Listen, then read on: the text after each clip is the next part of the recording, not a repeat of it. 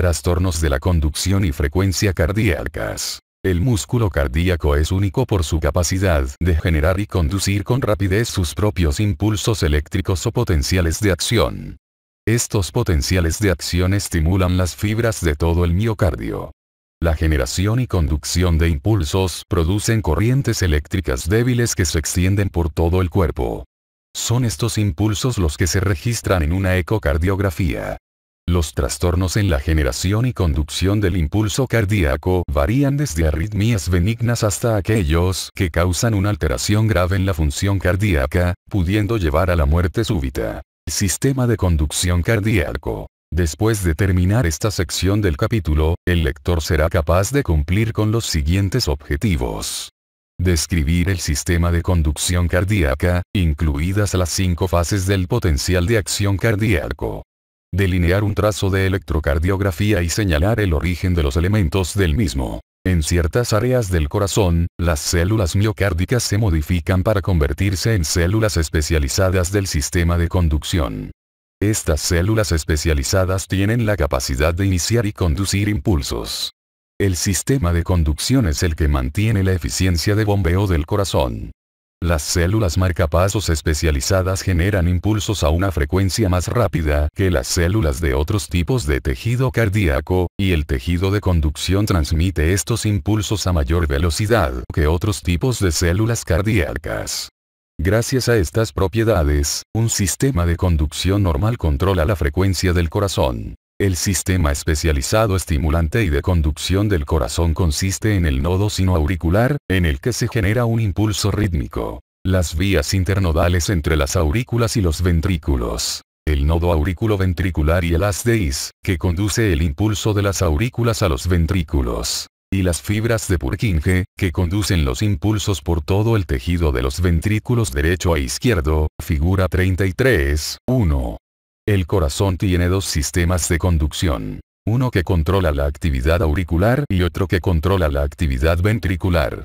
La conducción auricular comienza en el nodo sinoauricular, que tiene la frecuencia intrínseca de disparo más rápida, 60-100 latidos por minuto, y actúa como el marcapasos normal del corazón. Es una franja fusiforme de tejido muscular especializado de 10 a 20 milímetros de largo y de 2 a 3 milímetros de ancho, situada en la pared posterior de la aurícula derecha, justo debajo de la abertura de la vena cava superior y a menos de 1 milímetro de la superficie epicárdica. Se ha sugerido que no hay una célula individual en el nodo sinoauricular que funcione como marcapasos, sino que las células nodales sinusales emiten descargas sincrónicas por la estimulación mutua. Como resultado, el disparo de las células de emisiones más rápidas se enlentece por las de descarga más lenta y la frecuencia de disparo de las células lentas se acelera por influencia de las células rápidas, lo que produce la sincronización de sus frecuencias de disparo y evita que la conducción de las aurículas a los ventrículos sea demasiado rápida. Los impulsos que se originan en el nodo sinoauricular se transmiten por las aurículas al nodo auriculoventricular. Debido a la localización anatómica del nodo sinoauricular, la progresión de la despolarización auricular sigue una dirección inferior, izquierda y un poco posterior, y la aurícula derecha se despolariza un poco antes que la izquierda. Existen 3 vías internodales entre el nodo sinoauricular y el nodo auriculoventricular. Los haces anterior, de Bachmann, medio, de Wenckebach, y posterior, de Torel. Estos 3 haces se unen antes de llegar al nodo auriculoventricular. Este haz muscular grande se origina a lo largo del borde anterior del nodo sinoauricular y transcurre hacia atrás, alrededor de la aorta hacia la aurícula izquierda. La unión auriculoventricular conecta los 2 sistemas de conducción y establece una conducción unidireccional entre las aurículas y los ventrículos.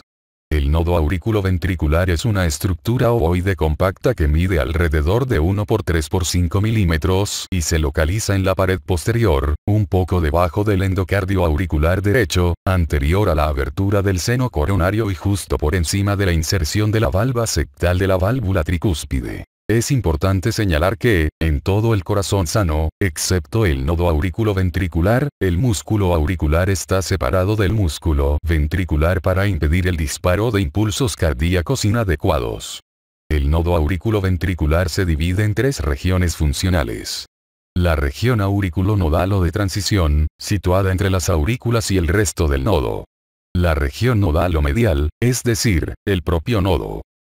La región nodoisiana, en la que las fibras nodales se fusionan con el haz de His, que es la porción superior del sistema especializado de conducción. En la porción auriculonodal del nodo, las fibras auriculares se conectan con fibras de la unión muy pequeñas del nodo mismo. La velocidad de conducción por las fibras auriculonodal y nodal es muy baja, casi la mitad de la del músculo cardíaco normal, lo que retrasa mucho la transmisión del impulso. Existe un retraso adicional cuando el impulso se transmite por la región nodal hacia la región nodoisiana, que se conecta con el haz de His, también llamado haz auriculoventricular. Este retraso proporciona una ventaja mecánica, ya que las aurículas completan la expulsión de sangre antes de que comience la contracción ventricular. En condiciones normales, el nodo auriculoventricular es la única conexión entre los sistemas de conducción auricular y ventricular. Su principal trabajo es coordinar la conducción auricular y ventricular. Si se bloqueara la transmisión de los impulsos por el nodo auriculoventricular, las aurículas y los ventrículos se contraerían de manera independiente. El sistema de Purkinje, que inicia la conducción ventricular, tiene fibras grandes que permiten la conducción rápida. Una vez que el impulso entra al sistema de Purkinje, se extiende casi de inmediato al ventrículo completo, 0,03 segundos. Esta rapidez de conducción por todo el sistema de Purkinje es necesaria para la expulsión rápida y eficiente de sangre del corazón. Las fibras del sistema de Purkinje se originan en el nodo auriculoventricular y luego forman el haz de His, que se extiende por el tejido fibroso entre las válvulas cardíacas y en el sistema ventricular. Debido a su proximidad con la válvula aórtica y el anillo valvular mitral, el haz de His está predispuesto a la inflamación y depósito de detritos calcificados que pueden interferir con la conducción del impulso. El haz de His penetra en las ramas derecha e izquierda que se extienden a ambos lados del tabique interventricular. Las ramas de las arterias coronarias descendentes anterior y posterior irrigan el haz de His, lo que vuelve su conducción menos susceptible al daño isquémico, a menos que el daño sea excesivo. Las ramas del haz se distribuyen por los tejidos subendocárdicos hacia los músculos papilares y luego se subdividen en fibras de Purkinje, que se ramifican y se distribuyen por las paredes externas de los ventrículos. El tronco principal de la rama izquierda se extiende 1 centímetro o 2 centímetros antes de dividirse en múltiples ramas a su entrada al área septal para separarse además en dos segmentos: los fascículos izquierdos posterior y anterior.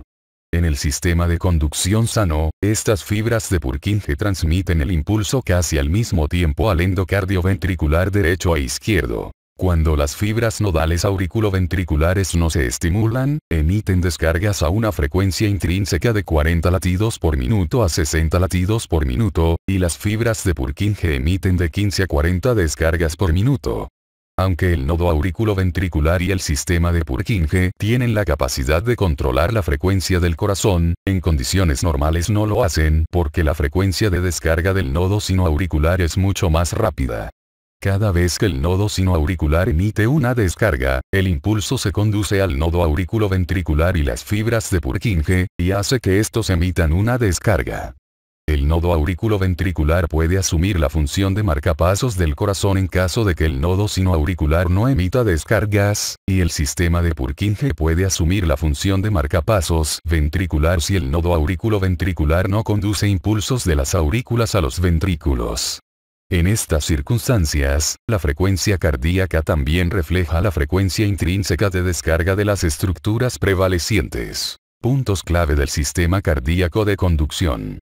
En condiciones normales, los impulsos son generados en el nodo sinoauricular, que tiene la frecuencia de descarga más alta, y se propagan por el nodo auriculoventricular hacia el sistema de Purkinje en los ventrículos.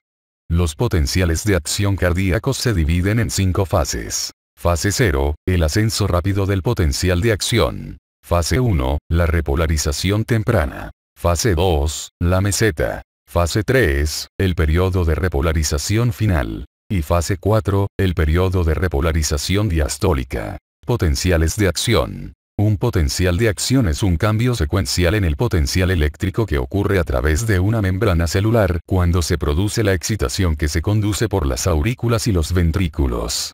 Estos potenciales o diferencias de voltaje, a menudo llamados potenciales de membrana, representan el flujo de corriente producido por el paso de iones a través de conductos iónicos en la membrana celular. Los iones sodio, potasio y calcio son los principales portadores de carga en las células miocárdicas. Cada vez se considera más probable que los trastornos en los conductos iónicos y la interrupción del flujo de estos iones portadores de corriente estén vinculados con el origen de las arritmias cardíacas y los trastornos de la conducción. Los potenciales de acción pueden dividirse en tres fases. 1. Estado en reposo no excitado. 2. Despolarización. 3. Repolarización. Durante la fase de reposo, las células cardíacas mantienen un potencial de membrana en reposo que varía entre -60 y -90 milivoltios. El signo negativo previo al voltaje indica que el interior de la membrana tiene carga negativa en relación con el exterior, figura 32.2a. Aunque existen distintos tipos de iones en el interior y el exterior de la membrana, el potencial de membrana depende sobre todo del ion sodio y el ion potasio, así como de la permeabilidad de la membrana a estos iones. Durante la fase de reposo del potencial de membrana, esta mantiene permeabilidad selectiva al ion potasio y es casi impermeable al ion sodio. Como resultado, el ion potasio difunde fuera de la célula en favor de su gradiente de concentración, lo que causa una pérdida relativa de iones positivos del interior de la membrana. El resultado es una distribución desigual de la carga, con la negatividad en el interior y la positividad en el exterior. La despolarización es el período, medido en milisegundos ms, durante el cual se revierte la polaridad del potencial de membrana.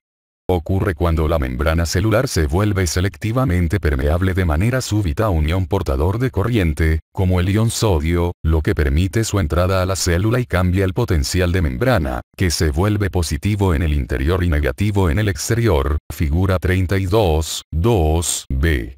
La repolarización es el restablecimiento del potencial de membrana en reposo. Es un proceso complejo y algo lento, incluye el flujo de salida de cargas eléctricas de la célula y el regreso del potencial de membrana a su estado de reposo. Durante la repolarización, la permeabilidad de la membrana para ion potasio aumenta de nuevo, lo que permite que el ion potasio con carga positiva salga a través de la membrana. Este desplazamiento hacia el exterior elimina cargas positivas del interior de la célula. Por tanto, el voltaje a través de la membrana se vuelve negativo de nuevo en el interior y positivo en el exterior, figura 32.2c.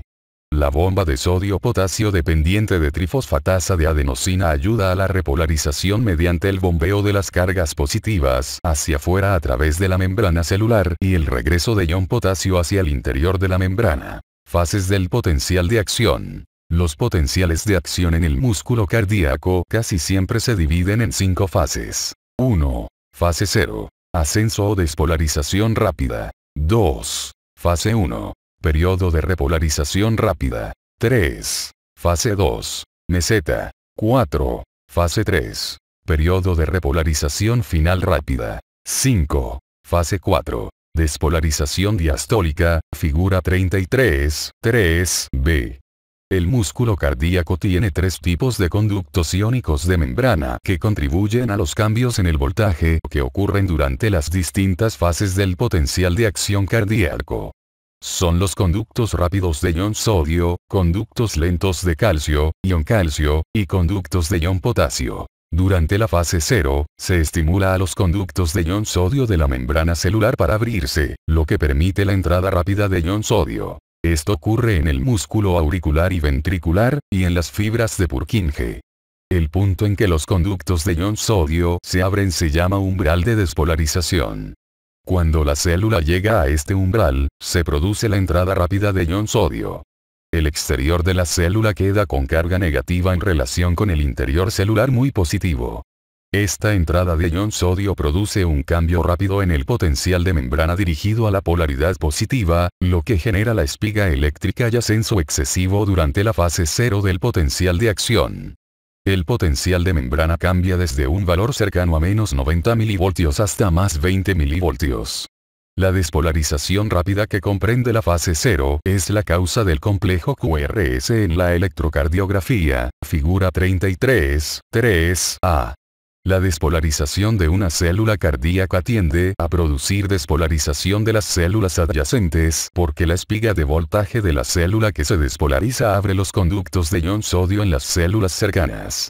Por lo tanto, cuando una célula cardíaca se estimula y se despolariza, se propaga una onda de despolarización por el corazón, célula por célula. La fase 1 ocurre en el pico del potencial de acción y señala la desactivación de los conductos rápidos de ion sodio con un descenso súbito en la permeabilidad al sodio. Se cree que la ligera pendiente descendente se debe a la entrada de una pequeña cantidad de iones cloruro con carga negativa y salida de potasio. La disminución de la positividad intracelular reduce el potencial de membrana a un nivel cercano a 0 milivoltios, a partir del cual surge la meseta, o fase 2. La fase 2 representa la meseta del potencial de acción. Si la permeabilidad al ion potasio aumentara hasta su nivel en reposo para este momento, como sucede en las fibras nerviosas o el músculo esquelético, la célula se repolarizaría con rapidez. En lugar de eso, la permeabilidad al ion potasio es baja, lo que permite que la membrana se mantenga despolarizada durante toda la meseta de la fase 2. La entrada concurrente de ion calcio a la célula por los conductos lentos de ion calcio contribuye a la meseta de la fase 2. Los iones calcio que entran al músculo durante esta fase también tienen un papel clave en el proceso contráctil. Estas características únicas de la meseta fase 2 generan el potencial de acción del músculo cardíaco, varios cientos de milisegundos, que dura 3 a 15 veces más que el del músculo esquelético y produce una contracción más prolongada, en consecuencia. La meseta de la fase 2 coincide con el segmento ST de la electrocardiografía. La fase 3 refleja la repolarización rápida y comienza con el descenso del potencial de acción. Durante el periodo de repolarización de la fase 3, los conductos lentos de ion calcio se cierran y la entrada de ion calcio y ion sodio cesa. Existe un aumento agudo en la permeabilidad al ion potasio, lo que contribuye al desplazamiento rápido de ion potasio al exterior y restablecimiento del potencial de membrana en reposo, menos 90 milivoltios. Al final de la fase 3, la distribución de ion potasio y ion sodio normaliza el estado de reposo de la membrana. La onda T de la electrocardiografía corresponde a la fase 3 del potencial de acción. La fase 4 representa el potencial de membrana en reposo. Durante esta fase, la actividad de la bomba de ion sodio / ion potasio trifosfatasa de adenosina contribuye al mantenimiento del potencial de membrana en reposo mediante el transporte de ion sodio fuera de la célula y el regreso del ion potasio hacia el interior. La fase 4 corresponde a la diástole. Respuestas rápida y lenta. Existen dos tipos principales de potenciales de acción en el corazón: la respuesta rápida y la respuesta lenta. La respuesta rápida ocurre en las células miocárdicas normales de las aurículas, los ventrículos y las fibras de Purkinje, figura 33, 4a. Se caracteriza por la abertura de conductos de ion sodio dependiente de voltaje llamados conductos rápidos de sodio. Las células cardíacas de respuesta rápida no inician potenciales de acción en condiciones normales. Las células de respuesta rápida tienen un potencial de reposo constante, despolarización rápida y luego un periodo más largo de despolarización sostenida antes de la repolarización. Esto permite la conducción rápida del impulso a las células adyacentes.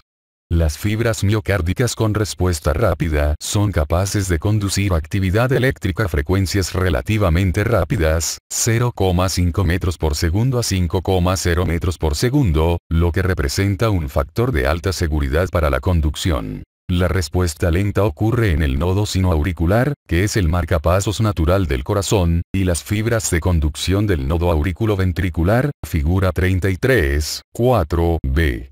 La característica distintiva de estas células marcapasos es la despolarización espontánea en la fase 4. La permeabilidad de la membrana de estas células permite el escape lento al interior de la corriente a través de los conductos lentos durante la fase 4.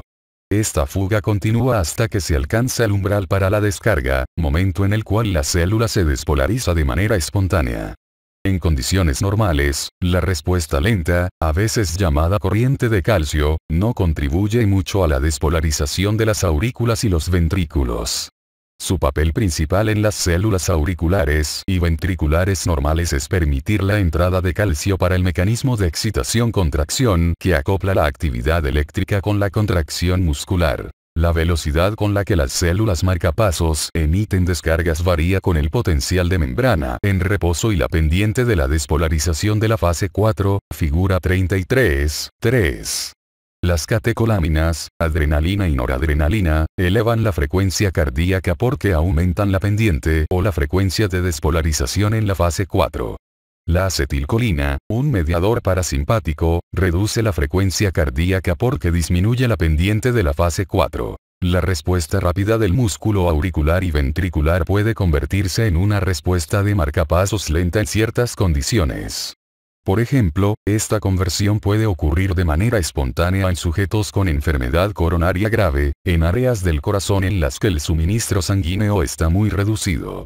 Los impulsos generados por estas células pueden generar latidos ectópicos y arritmias graves. Periodos refractarios absolutos y relativos. La acción de bombeo del corazón requiere la contracción y relajación alternadas. Existe un periodo en el potencial de acción durante el cual la membrana no puede estimularse para generar otro potencial de acción, figura 33.5. Este periodo, llamado periodo refractario absoluto o efectivo, incluye las fases 0, 1 y 2, y parte de la fase 3. Durante este intervalo, la célula no puede despolarizarse de nuevo en ninguna circunstancia. Esto actúa como margen de seguridad cardíaca a fin de prevenir cualquier estímulo o la generación de latidos adicionales. Cuando la repolarización regresa el potencial de membrana por debajo del umbral, aunque aún no sea el potencial de membrana en reposo, menos 90 milivoltios, la célula es capaz de responder a un estímulo mayor de lo normal. Esta condición se conoce como periodo refractario relativo. El periodo refractario relativo comienza cuando el potencial de membrana en la fase 3 alcanza el umbral y termina justo antes del final de la fase 3. Después del periodo refractario relativo existe un intervalo corto llamado periodo excitatorio supranormal, durante el cual un estímulo débil puede inducir una respuesta. Este periodo va desde la parte final de la fase 3 hasta el inicio de la fase 4. Durante ese periodo es que se desarrollan las arritmias cardíacas. En el músculo esquelético, el periodo refractario es muy corto con respecto a la contracción, por lo que puede iniciarse una contracción antes de que termine la primera y esto produce una contracción tetánica sumada. En el músculo cardíaco, el periodo refractario absoluto es casi tan largo como la contracción misma, lo que asegura que no pueda iniciarse una segunda contracción hasta que la primera se complete. La mayor duración del periodo refractario absoluto es importante para mantener la contracción alternada con la relajación, esencial para la acción de bombeo del corazón y para prevenir las arritmias mortales. Electrocardiografía. La electrocardiografía es un registro gráfico de la actividad eléctrica del corazón o una imagen del corazón mientras se contrae. La corriente eléctrica generada por el corazón se extiende por el cuerpo hasta la piel, donde puede percibirse con electrodos en sitios apropiados, amplificarse y presentarse en un osciloscopio o registro gráfico. Los puntos de desviación en una electrocardiografía se designan con las letras P, Q, R, S y T. La onda P representa la despolarización del nodo sinoauricular y las aurículas. El complejo QRS, o sea, del inicio de la onda Q al final de la onda S, muestra la despolarización ventricular. Y la onda T representa la repolarización ventricular. La línea isoeléctrica entre la onda P y la onda Q representa la despolarización del nodo auriculoventricular, las ramas y el sistema de Purkinje. La repolarización auricular ocurre durante la despolarización ventricular y queda oculta en el complejo QRS. La figura 33.6 muestra la actividad eléctrica del sistema de conducción en un trazo electrocardiográfico. La electrocardiografía registra la diferencia potencial en la carga entre dos electrodos conforme las ondas de despolarización y repolarización avanzan por el corazón y se conducen a la superficie de la piel. La forma del trazo en el registro depende de la dirección en la que el impulso se propaga por el músculo cardíaco en relación con el sitio del electrodo. Una onda de despolarización que se mueve hacia el electrodo de registro se marca como una desviación positiva, ascendente. Por el contrario, si el impulso se propaga en sentido contrario al electrodo de registro, la desviación es hacia abajo negativa. Cuando no hay flujo o cambio entre los electrodos, el potencial es cero y se registra una línea recta en la línea basal de la gráfica. Por convención se obtiene el registro en 12 derivaciones, 6 derivaciones en extremidades y 6 derivaciones torácicas, para la electrocardiografía diagnóstica. Cada una proporciona una vista única de las fuerzas eléctricas del corazón desde una posición distinta en la superficie del cuerpo. Las 6 derivaciones de las extremidades perciben las corrientes eléctricas a su paso por el corazón en el plano frontal o vertical. Los electrodos se conectan con las 4 extremidades o zonas representativas en el cuerpo cerca de los hombros y la parte inferior torácica o abdominal. El potencial eléctrico registrado en cualquier extremidad debe ser el mismo, sin importar el punto en la extremidad donde se coloque el electrodo. Las 6 derivaciones torácicas proporcionan una vista de las corrientes eléctricas a su paso por el corazón en el plano horizontal. Se mueven a distintas posiciones en el pecho, incluidos los bordes externales derecho e izquierdo y la superficie anterior izquierda, figura 33.7. La derivación de la extremidad inferior derecha se usa como electrodo de tierra. Cuando está indicado, pueden aplicarse más electrodos en otras áreas del cuerpo, como la espalda o la región anterior derecha del tórax. Aunque la colocación exacta y la selección de las derivaciones son aspectos importantes en la vigilancia electrocardiográfica, hay muchos estudios que identificaron 2 errores frecuentes: colocación inexacta de los electrodos y selección incorrecta de las derivaciones para situaciones clínicas específicas. La colocación incorrecta de los electrodos puede cambiar mucho la morfología del complejo QRS, lo que conduciría a un diagnóstico incorrecto de arritmias cardíacas o falta de detección de defectos en la conducción existentes. También puede hacer que las personas reciban tratamientos inadecuados que pueden ser dañinos. En pacientes con síndrome coronario agudo, que incluye angina inestable e infarto de miocardio con o sin elevación del segmento ST, la vigilancia electrocardiográfica cuidadosa es obligada. Las personas con síndrome coronario agudo tienen riesgo de que se extienda el área infartada, isquemia de miocardio constante y arritmias que ponen en peligro su vida. La investigación mostró que la vigilancia electrocardiográfica es más sensible que el informe de síntomas del sujeto para identificar la isquemia de miocardio transitoria. La vigilancia electrocardiográfica también permite la detección más exacta y oportuna de fenómenos isquémicos que predicen complicaciones tempranas. Asimismo, la vigilancia electrocardiográfica es esencial para decidir las opciones terapéuticas, como la reperfusión. Se recomienda usar las 12 derivaciones electrocardiográficas para vigilar a los pacientes con síndrome coronario agudo porque los cambios isquémicos pueden ser evidentes en distintas derivaciones en diferentes momentos. En fecha reciente, la Asociación Americana del Corazón publicó los estándares prácticos para la vigilancia electrocardiográfica en el hospital. Este sistema de calificación incluye 3 categorías. Clase 1. La vigilancia cardíaca es necesaria en la mayoría, si no en todas las personas de este grupo. Clase 2. La vigilancia cardíaca puede ser provechosa en algunas personas, pero no es un elemento esencial de la atención de estos pacientes. Clase 3. La vigilancia cardíaca no está indicada porque el riesgo de un incidente adverso en estas personas es tan bajo que la vigilancia no se considera terapéutica. Los ejemplos de pacientes incluidos en la clase 1 son los que se reanimaron de un paro cardíaco, que están en la fase temprana de un síndrome coronario agudo, tienen un síndrome coronario inestable o lesiones coronarias de alto riesgo recién diagnosticadas, o que se sometieron a cirugía cardíaca en las 48 horas a 72 horas previas. Además, se incluyen recomendaciones para asignación de personal, entrenamiento, documentación y estrategias para mejorar la calidad de la vigilancia electrocardiográfica. Se recomienda seguir los estándares para la práctica cuando se toman decisiones sobre la vigilancia electrocardiográfica. En resumen, la contracción y relajación rítmica del corazón dependen de las células especializadas del sistema de conducción cardíaca. Las células especializadas en el nodo sinoauricular tienen la frecuencia inherente más alta de generación de impulsos y actúan como el marcapasos del corazón.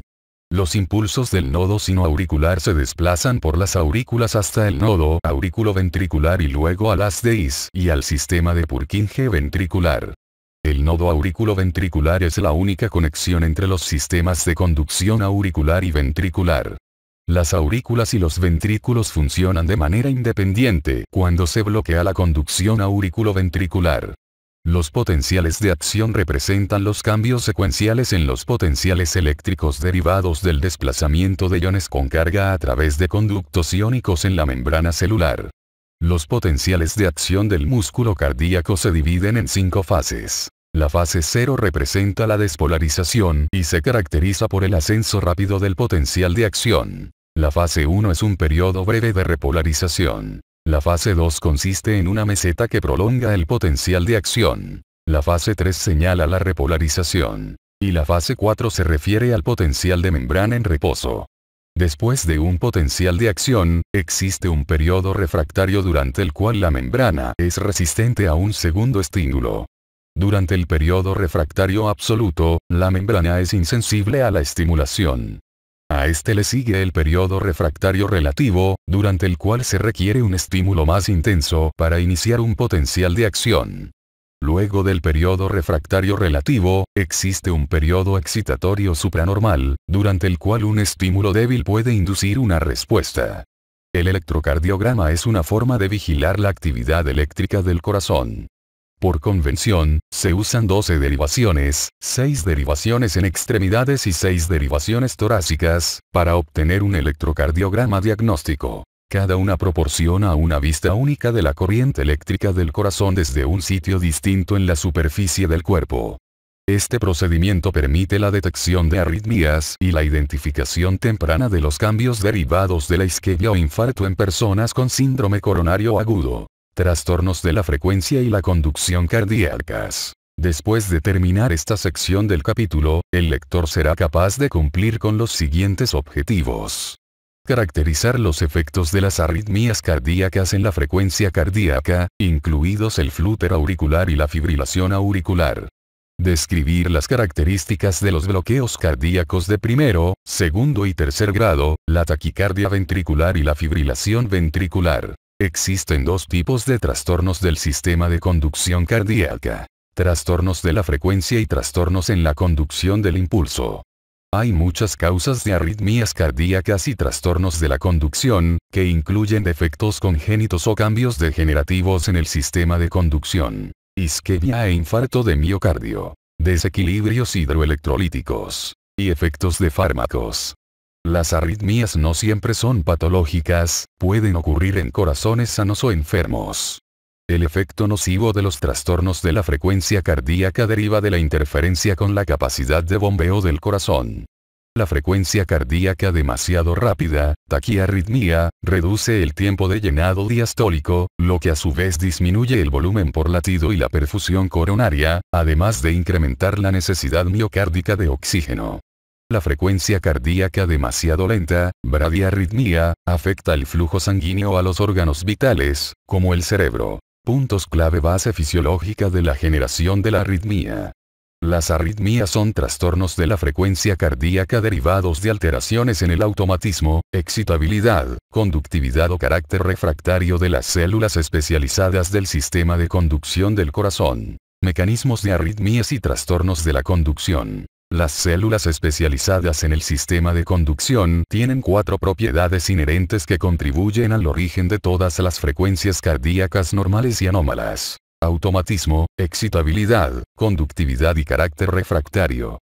Una alteración en cualquiera de estas 4 propiedades puede generar arritmias o defectos en la conducción. La capacidad de ciertas células del sistema de conducción para iniciar un impulso o potencial de acción de manera espontánea se conoce como automatismo. El nodo sinoauricular tiene una frecuencia inherente de descarga de 60 a 100 veces por minuto. En condiciones normales, actúa como marcapasos del corazón porque alcanza el umbral de excitación antes de que otras partes del sistema de conducción se hayan recuperado lo suficiente para despolarizarse. Si el nodo sinoauricular se descarga con más lentitud o se bloquea su conducción, otro sitio con capacidad de automatismo funciona como marcapasos. Otras regiones con esta capacidad son las fibras auriculares, que tienen potenciales de acción tipo meseta, el nodo auriculoventricular, el haz de His y las fibras de la rama de Purkinje. Estos marcapasos tienen una menor velocidad de descarga que el nodo sinoauricular. La frecuencia de descarga del nodo auriculoventricular es de 40 a 60 veces por minuto y el sistema de Purkinje se descarga a una frecuencia de 15 a 40 veces por minuto. Es posible que, aunque el nodo sinoauricular funcione de forma adecuada, existan factores que determinen que otras células cardíacas adquieran una propiedad de automatismo y comiencen a generar impulsos. Estos factores incluyen lesión, hipoxia, trastornos electrolíticos, crecimiento o hipertrofia de aurículas y ventrículos, y exposición a ciertos agentes químicos o fármacos. Un marcapasos ectópico es un foco excitable fuera del nodo sinoauricular normal. Estos marcapasos pueden encontrarse en otras partes del sistema de conducción o en las células musculares de las aurículas o ventrículos. Una contracción prematura se produce cuando un marcapasos ectópico inicia un latido. Las contracciones prematuras no siguen las vías de conducción normales, no están acopladas con los fenómenos mecánicos normales y a menudo vuelven al corazón refractario o incapaz de responder al siguiente impulso normal generado en el nodo sinoauricular. Ocurren sin contratiempos en personas con corazón normal como respuesta a estímulos del sistema nervioso simpático u otros estimulantes, como la cafeína. En el corazón enfermo, las contracciones prematuras pueden dar lugar a arritmias más graves. La excitabilidad describe la capacidad de una célula para responder a un impulso y generar un potencial de acción. Las células miocárdicas lesionadas o sustituidas por tejido cicatricial no conservan la excitabilidad normal. Por ejemplo, durante la fase aguda de un incidente isquémico, las células afectadas se despolarizan. Estas células isquémicas mantienen el vínculo eléctrico con el área no isquémica adyacente. La corriente de la zona isquémica puede inducir una nueva excitación de las células de la zona no isquémica. La conductividad es la capacidad para conducir impulsos y el carácter refractario se refiere al grado en que la célula puede responder a un estímulo entrante. El periodo refractario del músculo cardíaco es el intervalo en el periodo de repolarización durante el cual una célula excitable no se ha recuperado lo suficiente para estimularse de nuevo.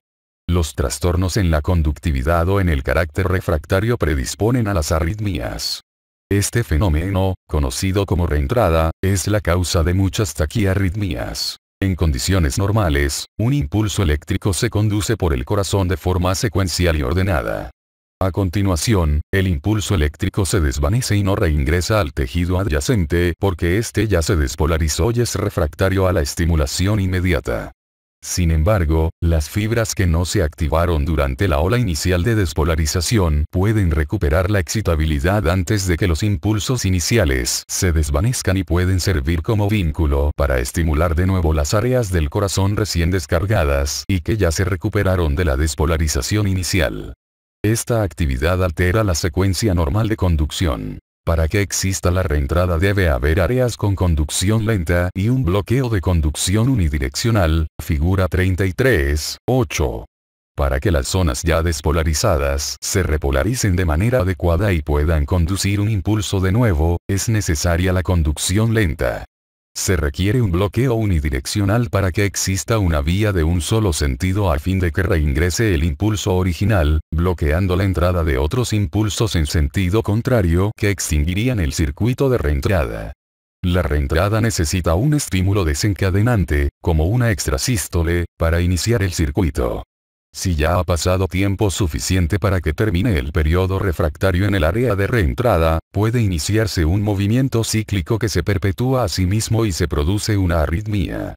La reentrada puede ocurrir en cualquier punto del sistema de conducción. Los componentes funcionales de un circuito de reentrada pueden ser grandes e incluir un sistema de conducción especializado completo, o puede tratarse de un circuito microscópico.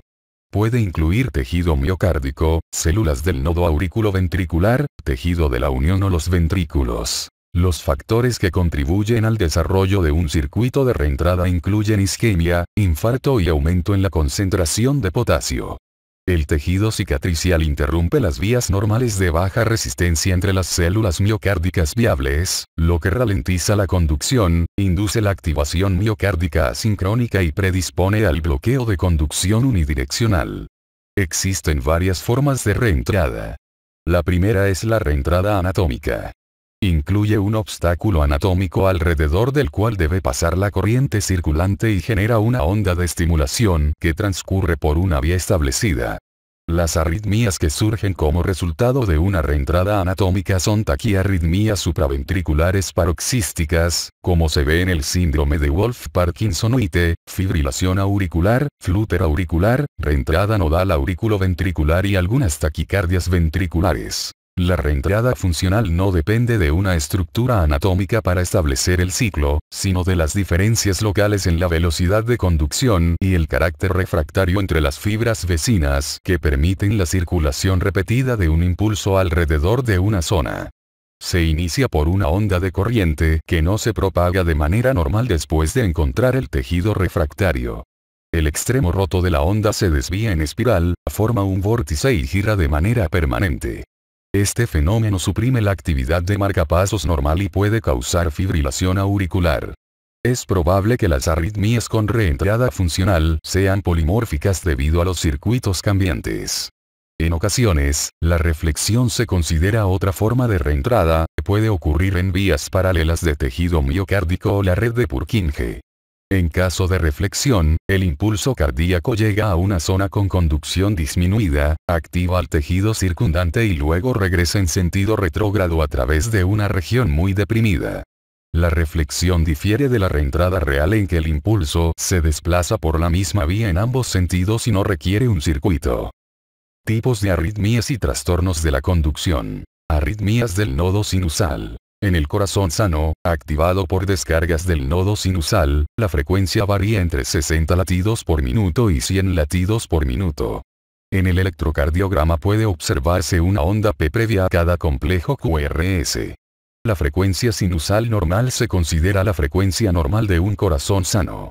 En la frecuencia sinusal normal, una onda P precede a todos los complejos QRS y los intervalos RR se mantienen constantes en el tiempo, 39,9. Las alteraciones en la función del nodo sinoauricular inducen cambios en la frecuencia o ritmo del latido cardíaco. Por ejemplo, la arritmia sinusal respiratoria es una frecuencia cardíaca caracterizada por el enlentecimiento y acortamiento graduales de los intervalos RR, 33,9. Esta variación en los ciclos cardíacos se relaciona con los cambios en la presión intratorácica ocurridos durante la respiración y con las alteraciones en el control autonómico del nodo sinoauricular. La inspiración aumenta la frecuencia cardíaca y la expiración la reduce. No amerita tratamiento alguno. La arritmia sinusal respiratoria explica la mayor parte de la variabilidad en la frecuencia cardíaca de las personas sanas. Dicha variabilidad es la modificación latido a latido de la señal cardíaca y se considera un signo del balance del sistema nervioso autónomo. La reducción de la variabilidad en la frecuencia cardíaca se vincula con trastornos como el infarto de miocardio, insuficiencia cardíaca, hipertensión, angina estable, diabetes mellitus y enfermedad pulmonar obstructiva crónica. Bradicardia sinusal. La bradicardia sinusal describe una frecuencia cardíaca baja, menor de 60 latidos por minuto. En la bradicardia sinusal, una onda P precede a cada complejo QRS. La onda P e intervalo PR, 0, 12 segundos a 0, 20 segundos, normales indican que el impulso se originó en el nodo sinoauricular, no en otra área del sistema de conducción con una frecuencia inherente menor. La estimulación vagal y ciertos medicamentos disminuyen la frecuencia de descargas del nodo sinoauricular y la conducción por el nodo auriculoventricular, por lo que reducen la frecuencia cardíaca.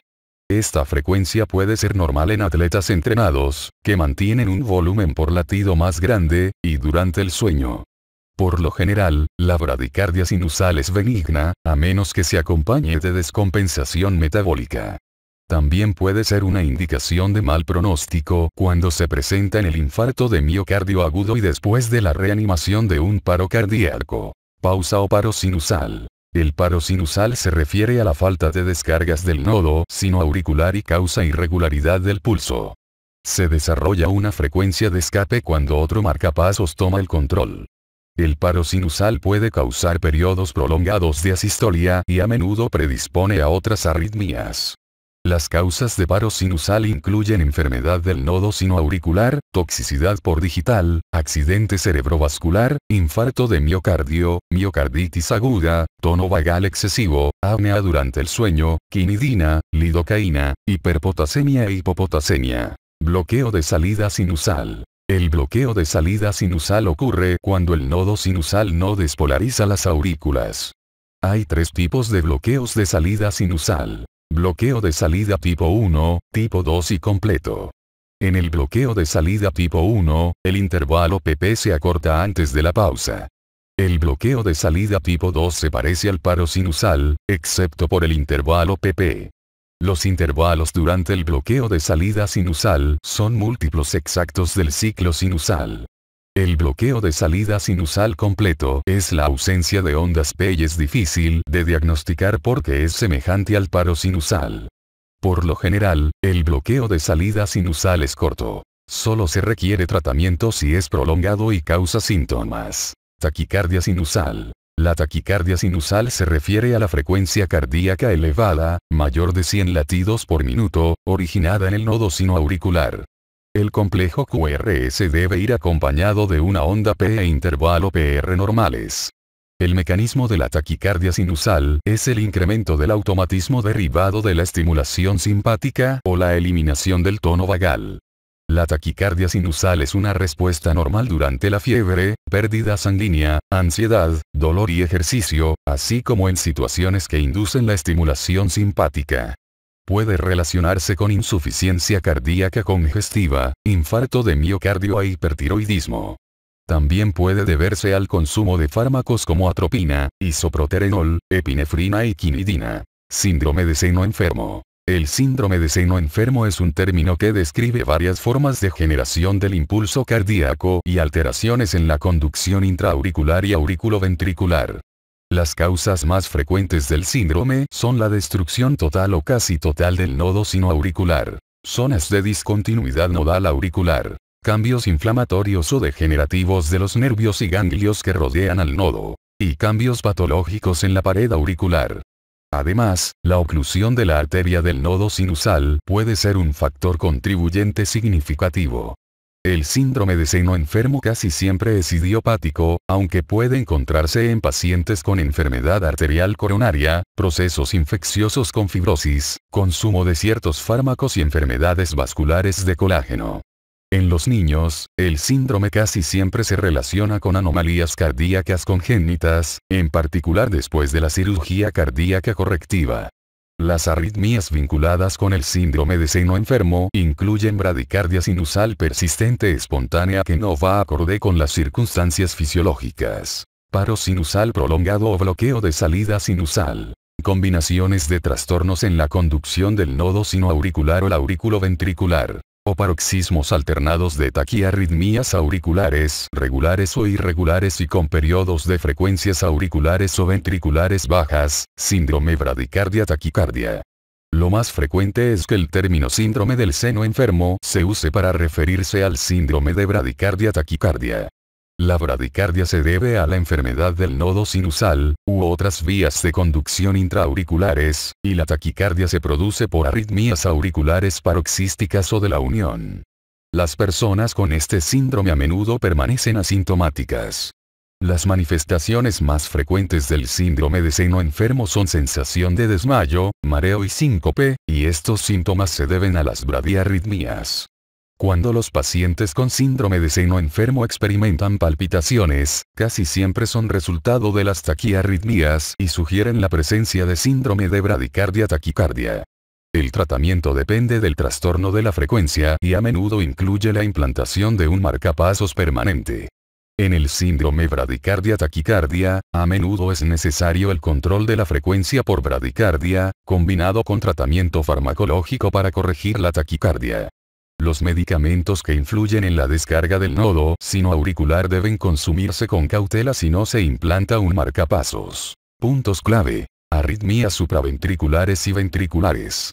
Las arritmias supraventriculares son trastornos de la frecuencia o de la conducción cardíaca que se inician por encima de los ventrículos. Las arritmias ventriculares son trastornos de la frecuencia o de la conducción a nivel de los ventrículos y pueden poner en peligro la vida. Arritmias de origen auricular. Los impulsos del nodo sinoauricular pasan por las vías de conducción de las aurículas al nodo auriculoventricular. Las arritmias de origen auricular incluyen contracciones auriculares prematuras, taquicardia auricular multifocal y focal, flúter auricular y fibrilación auricular, figura 33.10. Contracciones auriculares prematuras. Las contracciones auriculares prematuras son contracciones que se originan en las vías de conducción auricular o en las células miocárdicas auriculares y ocurren antes del siguiente impulso esperado del nodo sinoauricular. Este impulso para la contracción casi siempre se transmite al ventrículo y de vuelta al nodo sinoauricular. La localización del foco ectópico determina la configuración de la onda P en general. Mientras más cerca esté el foco ectópico del nodo sinoauricular, más se parece el complejo ectópico al complejo sinusal normal. La transmisión retrógrada al nodo sinoauricular a menudo interrumpe el momento de la programación del siguiente latido sinusal, por lo que hay una pausa entre los dos latidos conducidos de manera normal. En personas sanas, las contracciones auriculares prematuras pueden ser resultado de estrés, consumo de alcohol, tabaco o cafeína. También se relacionan con infarto de miocardio, toxicidad por digital, concentraciones séricas bajas de potasio, magnesio e hipoxia. Taquicardia auricular multifocal y focal. La taquicardia auricular multifocal es resultado de la descarga en varios focos ectópicos en la aurícula, lo que genera al menos 3 morfologías distintivas de la onda P a una velocidad mayor de 100 latidos por minuto. Como esta frecuencia es irregularmente irregular, puede confundirse con fibrilación auricular. Por lo general, se observa en adultos de edad avanzada con enfermedad pulmonar obstructiva crónica, hipoxia y trastornos electrolíticos. La base para la corrección de la frecuencia es tratar la causa subyacente. La taquicardia auricular focal tiene una frecuencia de 100 latidos por minuto a 250 latidos por minuto, originada en el miocardio auricular. Proviene de un solo foco en la aurícula derecha o izquierda. Puede denominarse taquicardia auricular paroxística porque comienza y termina de manera súbita. La taquicardia auricular incesante que dura más de 12 horas puede ser más dañina debido a la frecuencia ventricular rápida que la acompaña. Por lo general, se relaciona con consumo de cafeína o alcohol, valvulopatía mitral, cardiopatía reumática, infarto de miocardio agudo, enfermedad pulmonar obstructiva crónica, hipopotasemia y toxicidad por digital. Puede corregirse mediante la identificación de la causa subyacente, con antiarrítmicos o, si esto falla, con ablación por catéter de radiofrecuencia del foco ectópico generador de la taquicardia auricular. Flúter auricular. El flúter auricular es una taquicardia auricular ectópica rápida, con frecuencia de 240 latidos por minuto a 450 latidos por minuto. Existen dos tipos de flúter auricular. La forma típica, a veces llamada tipo 1, es resultado de la reentrada en la aurícula derecha que puede captarse e interrumpirse con técnicas de control de la frecuencia auricular. La frecuencia auricular en el flúter tipo 1 suele ser cercana a 300 latidos por minuto, aunque varía desde 240 latidos por minuto a 340 latidos por minuto. Otras formas de flúter auricular, el llamado flúter atípico o tipo 2, incluyen una macro reentrada auricular causada por cicatrices quirúrgicas, fibrosis idiopática en zonas de la aurícula u otras barreras anatómicas o funcionales en las aurículas. Como las barreras que limitan estas formas de flúter son variables, el patrón electrocardiográfico del flúter atípico es diverso. A menudo, la onda de flúter cambia de morfología durante el mismo episodio de arritmia, lo que indica múltiples circuitos o barreras variables a la conducción. En el flúter auricular típico, el electrocardiograma revela un patrón definido en dientes de sierra en las derivaciones AVF, V1 y V5. La frecuencia y la regularidad de la respuesta ventricular son variables y dependen de la secuencia de conducción auriculoventricular. Cuando es regular, la frecuencia de respuesta casi siempre es una fracción definida de la frecuencia auricular, por ejemplo, cuando la conducción de las aurículas a los ventrículos es 2, 1, una frecuencia de flúter auricular de 300 genera una frecuencia de respuesta ventricular de 150 latidos por minuto. El complejo QRS puede ser normal o no, según la presencia o ausencia de defectos preexistentes en la conducción ventricular o de conducción ventricular anómala. El flúter auricular rara vez se encuentra en personas sanas. Puede encontrarse en sujetos de cualquier edad en presencia de alteraciones auriculares subyacentes. Los grupos con un riesgo elevado particular para desarrollar flúter auricular incluyen niños, adolescentes y adultos jóvenes que se sometieron a cirugía correctiva para cardiopatías congénitas complejas. Fibrilación auricular. La fibrilación auricular se describe como la activación auricular desorganizada rápida y contracciones descoordinadas de las aurículas. En la mayoría de los casos, surgen múltiples circuitos de reentrada pequeños de manera constante en las aurículas que colisionan, se extinguen y surgen de nuevo. La fibrilación se produce cuando las células auriculares no pueden repolarizarse a tiempo para el siguiente estímulo. En el electrocardiograma, la fibrilación auricular se observa como un patrón muy desorganizado de actividad eléctrica auricular, irregular en cuanto a ritmo y frecuencia, con ausencia de ondas P discernibles. La actividad auricular se manifiesta por ondas de fibrilación, F, de amplitud, duración y morfología variables. Estas ondas F aparecen como una oscilación aleatoria en la línea basal. Debido a la conducción aleatoria por el nodo auriculoventricular, los complejos QRS aparecen con un patrón irregular. La fibrilación auricular se clasifica en tres categorías: paroxística, persistente y permanente. La fibrilación auricular paroxística se termina por sí sola y no dura más de 7 días, mientras que la persistente dura más de 7 días y casi siempre amerita intervención, como la cardioversión. La fibrilación auricular se considera permanente cuando fallan los intentos para terminarla y el paciente permanece en fibrilación auricular.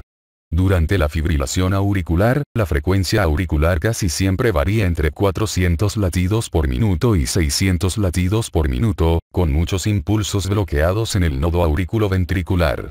La respuesta ventricular es del todo irregular, varía entre 80 latidos por minuto y 180 latidos por minuto sin tratamiento. Debido a los cambios en el volumen por latido derivados de los periodos variables de llenado diastólico, no todos los latidos ventriculares producen un pulso palpable.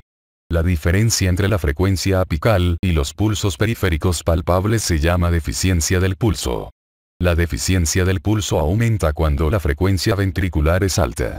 La fibrilación auricular puede encontrarse en personas sin enfermedad aparente o en pacientes con enfermedad coronaria, valvulopatía mitral, cardiopatía isquémica, hipertensión, infarto de miocardio, pericarditis, insuficiencia cardíaca congestiva, toxicidad por digital e hipertiroidismo. Es frecuente la conversión espontánea a frecuencia sinusal en menos de 24 horas después del inicio de la fibrilación auricular, ocurre hasta en 2/3 de las personas con este trastorno. Si la duración de la fibrilación auricular es mayor de 24 horas, la probabilidad de conversión disminuye y después de una semana de arritmia persistente, la conversión espontánea es rara. La fibrilación auricular es la arritmia crónica más frecuente. La incidencia y prevalencia aumentan con la edad. Por ejemplo, ocurre en menos del 0,5% de la población menor de 50 años de edad y aumenta a 2% entre los 60 y 69 años de edad. La prevalencia es más alta en varones que en mujeres. Los síntomas de la fibrilación auricular varían. Algunos pacientes tienen síntomas mínimos, otros tienen síntomas graves, sobre todo al principio de la arritmia. Los síntomas varían desde palpitaciones hasta edema pulmonar agudo. Son frecuentes la fatiga y otros síntomas inespecíficos en los adultos mayores. Este trastorno predispone al sujeto a la trombosis en las aurículas, con el riesgo consecuente de accidente cerebrovascular embólico. El tratamiento de la fibrilación auricular depende de la causa, la forma de inicio y la persistencia. Puede tratarse con fármacos antiarrítmicos para controlar la frecuencia o convertir a frecuencia sinusal. Además, pueden utilizarse anticoagulantes para prevenir el accidente cerebrovascular embólico, según el riesgo de esta complicación. Puede considerarse la cardioversión en algunas personas, sobre todo en caso de edema pulmonar o estado cardíaco inestable. Como la conversión a frecuencia sinusal se relaciona con un aumento en el riesgo de tromboembolia, casi siempre se administra un anticoagulante durante al menos 3 semanas antes de intentar la cardioversión en pacientes en los que la duración de la fibrilación auricular se desconoce o es mayor de 2 a 3 días. Puede emplearse la ecocardiografía transesofágica para detectar un trombo auricular y la cardioversión guiada con esta técnica de imagen es una forma de asegurar la ausencia de trombos auriculares cuando se intente la cardioversión.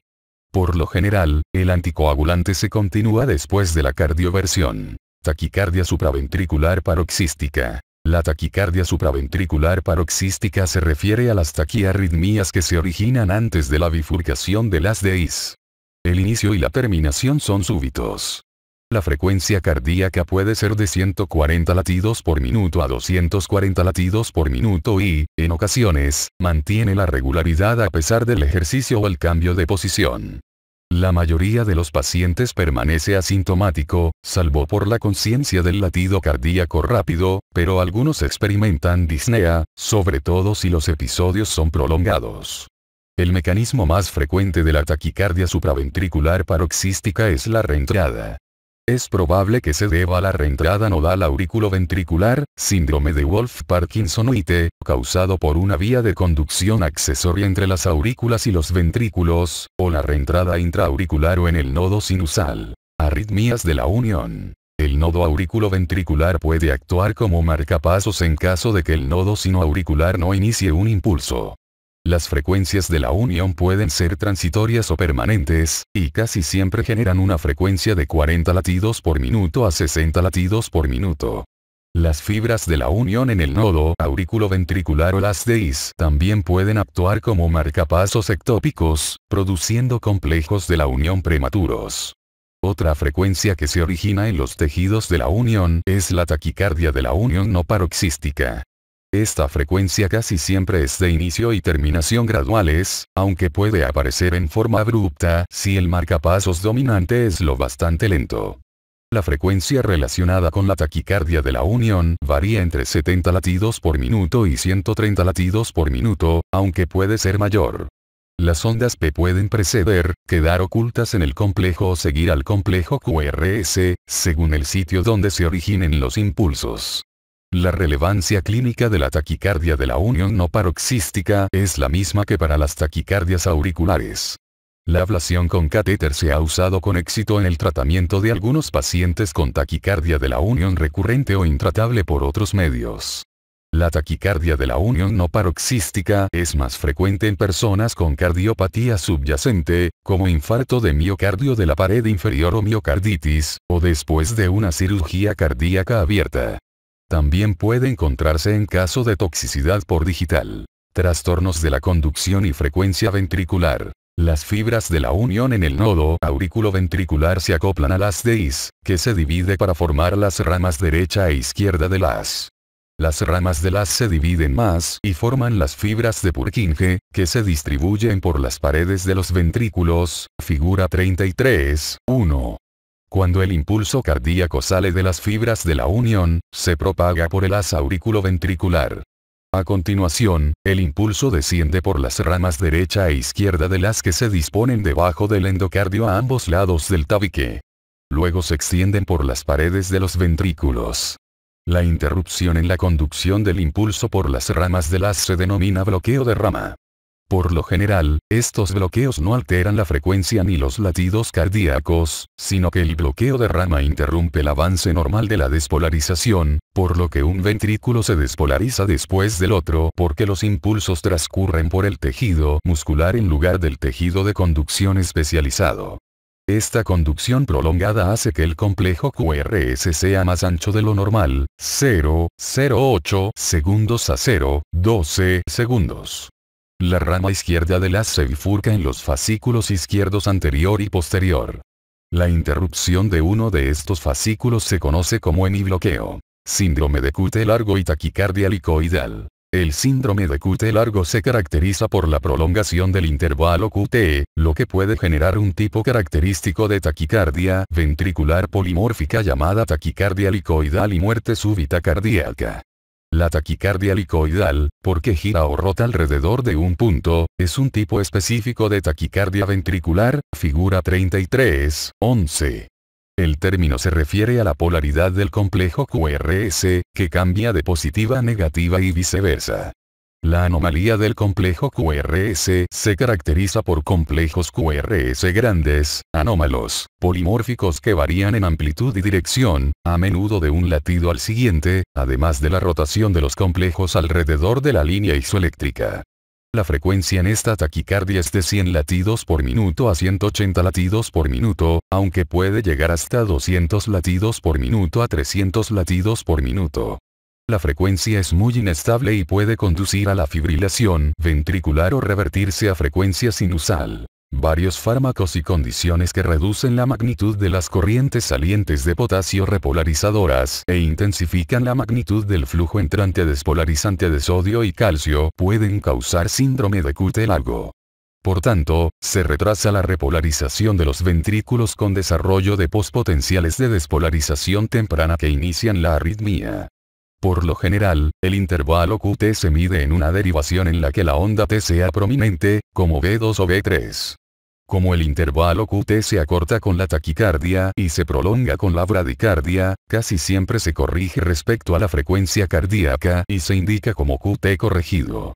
No obstante, un QT corregido mayor de 440 ms en varones o de 460 ms en mujeres se relaciona con episodios de síndromes de muerte súbita por arritmia. Además, con frecuencia la morfología de la onda T es anómala en los sujetos con síndrome de QT largo. El síndrome de QT largo se clasifica en las formas hereditaria y adquirida, ambas relacionadas con el desarrollo de taquicardia helicoidal y muerte súbita cardíaca.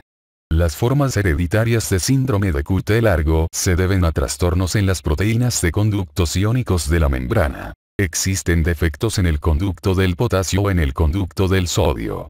El síndrome de QT largo adquirido se vincula con diversas condiciones, como el consumo de cocaína, exposición a compuestos organofosforados, desequilibrios electrolíticos, bradicardia marcada, infarto de miocardio, hemorragia subaracnoidea, neuropatía autonómica, infección con el virus de inmunodeficiencia humana y ayuno con ahorro de proteínas.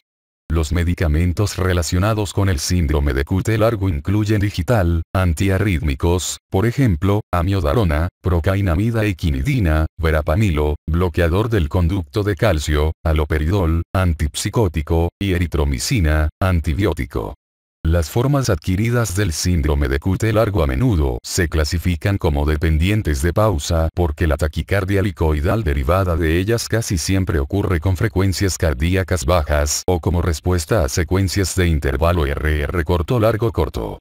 El tratamiento de las formas adquiridas del síndrome de QT largo se enfoca sobre todo en la identificación y eliminación del agente nocivo, aunque las medidas de emergencia que modulan la función de las corrientes iónicas transmembranarias pueden salvar la vida del paciente. Arritmias ventriculares. Las arritmias que se originan en los ventrículos casi siempre se consideran más graves que las generadas en las aurículas porque conllevan la posibilidad de interferir con la acción de bombeo del corazón. Contracciones ventriculares prematuras. Una contracción ventricular prematura se produce por un marcapasos ventricular ectópico. Después de la contracción ventricular prematura, el ventrículo casi siempre es incapaz de repolarizarse lo suficiente para responder al siguiente impulso proveniente del nodo sinoauricular. Este retraso, a menudo denominado pausa compensatoria, ocurre mientras el ventrículo puede restablecer su frecuencia previa, figura 33.12. Cuando se produce una contracción ventricular prematura, el volumen diastólico casi siempre es insuficiente para la expulsión al sistema arterial. Por lo tanto, la contracción ventricular prematura casi nunca genera un pulso palpable o la amplitud del pulso está muy disminuida. En ausencia de cardiopatía, las contracciones ventriculares prematuras casi siempre carecen de relevancia clínica. La incidencia de la contracción ventricular prematura es mayor en presencia de isquemia, infarto agudo de miocardio, antecedente de infarto de miocardio, hipertrofia ventricular, infección, aumento en la actividad del sistema nervioso simpático o aumento de la frecuencia cardíaca. También pueden ser resultado de trastornos electrolíticos o medicamentos. Existe un patrón especial de contracción ventricular prematura llamado vigeminismo ventricular, en el que cada latido normal va seguido de una contracción ventricular prematura. Este patrón a menudo es indicativo de toxicidad por digital o cardiopatía. La presencia de contracción ventricular prematura frecuentes en el corazón enfermo predispone al desarrollo de otras arritmias más graves, como taquicardia ventricular y fibrilación ventricular. Taquicardia ventricular. La taquicardia ventricular describe una frecuencia cardíaca originada después de la bifurcación de las DIs, en el sistema de conducción especializado del músculo ventricular o en ambos. Se caracteriza por una frecuencia ventricular de 70 a 250 latidos por minuto. El inicio puede ser súbito o insidioso. Por lo general, la taquicardia ventricular se manifiesta en el electrocardiograma por complejos QRS anchos, altos y anómalos que persisten más de 0,12 segundos, figura 33,12. Los complejos QRS pueden tener apariencia uniforme, monomórficos, o pueden variar al azar, en forma repetitiva, por ejemplo, taquicardia helicoidal, con un patrón alternado, por ejemplo, bidireccional, o en forma estable, pero cambiante, en cuyo caso se denominan polimórficos. La taquicardia ventricular puede ser sostenida, cuando dura más de 30 segundos y amerita intervención, o no sostenida y se termina de forma espontánea. Esta frecuencia es peligrosa porque elimina el impulso auricular y puede reducir el tiempo de llenado diastólico hasta el grado en que el gasto cardíaco esté muy disminuido o sea inexistente. Flutter y fibrilación ventriculares. Estas arritmias son trastornos graves de la frecuencia cardíaca que causan la muerte en minutos, a menos que se tomen pronto medidas correctivas. El patrón electrocardiográfico en el flutter ventricular tiene forma de onda sinusoidal, con grandes oscilaciones a una frecuencia de 150 a 300 latidos por minuto. En la fibrilación ventricular, el ventrículo tiembla, pero no se contrae. El patrón electrocardiográfico típico de la fibrilación ventricular es de desorganización evidente sin ondas ni intervalos identificables, figura 33,12. Cuando los ventrículos no se contraen, no existe gasto cardíaco y no hay pulsos palpables o audibles. Es obligatoria la desfibrilación inmediata con un shock eléctrico de corriente directa no sincronizada para la fibrilación ventricular y para el flutter ventricular que produjo pérdida de la conciencia. Trastornos de la conducción auriculoventricular. En condiciones normales, la unión auriculoventricular, consistente en el nodo auriculoventricular con sus conexiones a las vías internodales auriculares entrantes, el haz auriculoventricular y la parte no ramificada del haz DIs, es la única vía para la transmisión de impulsos entre los sistemas de conducción auricular y ventricular. Las fibras de la unión en el nodo auriculoventricular tienen características de alta resistencia que retrasan la transmisión de impulsos de las aurículas a los ventrículos.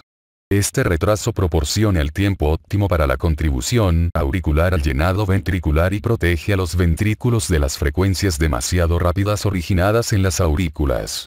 Los defectos en la conducción del nodo auriculoventricular casi siempre se relacionan con fibrosis o tejido cicatricial del sistema de conducción.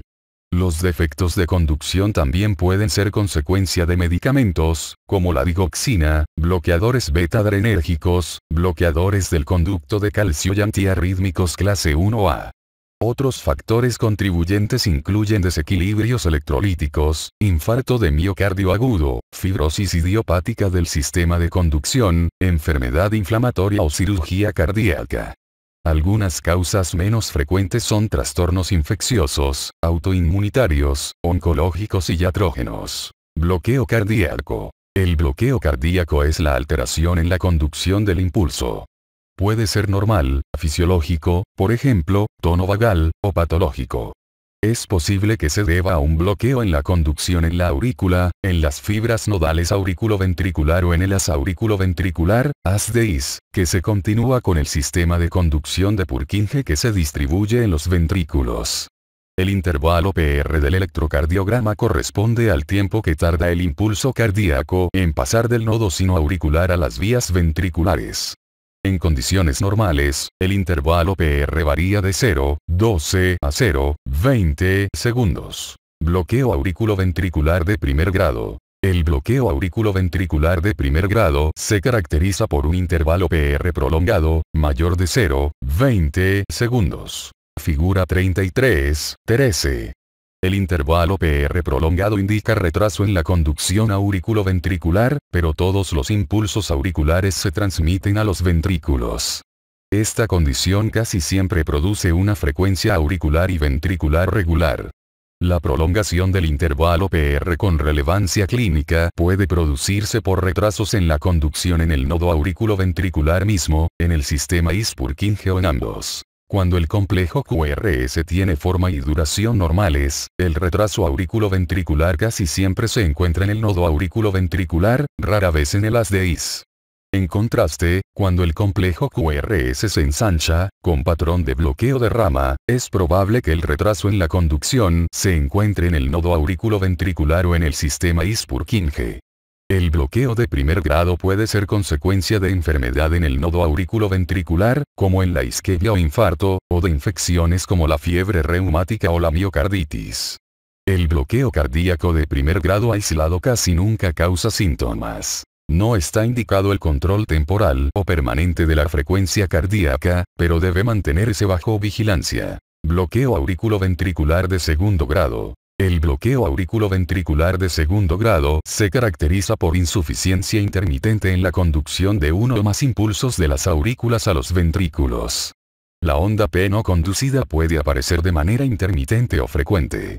Un rasgo distintivo del bloqueo auriculoventricular de segundo grado es que las ondas P conducidas se acompañan de complejos QRS con intervalos PR recurrentes. Es decir, la relación de ondas P con complejos QRS no es aleatoria.